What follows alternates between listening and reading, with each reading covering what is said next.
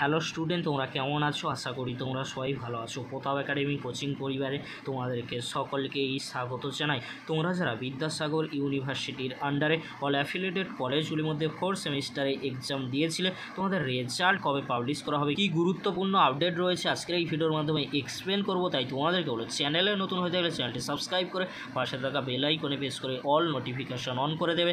যখনই আমি নতুন কোনো ভিডিও আপলোড করব সবার আগে তোমাদের কাছে পৌঁছে যাবে। চলো বেশি দেরি করবো না, শুরু করা যাক। প্রথমেই তোমাদেরকে বলে রাখি, তোমরা যারা 2024 সালে 4th সেমিস্টারে এক্সাম দিয়েছিলে, তোমাদের জন্য এক্সামিনেশান শিডিউল এসেছিল 9/9/2024 তারিখে, আর তোমাদের এক্সাম শুরু হয়েছিল 20/9/2024 তারিখে। তাহলে তোমরা ধরে নিতেই পারো তোমাদের এক্সামিনেশান শিডিউল দেওয়ার 1 উইক আফটার তোমাদের এক্সাম শুরু হয়ে গিয়েছিল।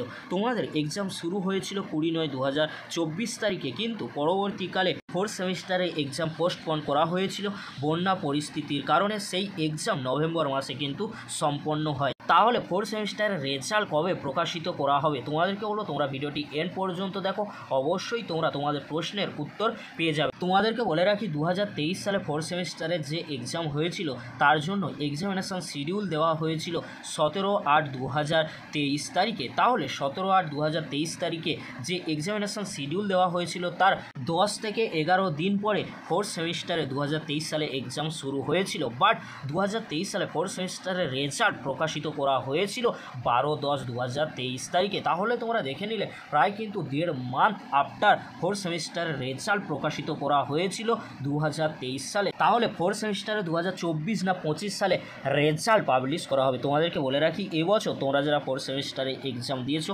তোমাদের রেজাল্ট পাবলিশ হতে একটু সময় কিন্তু লাগবে।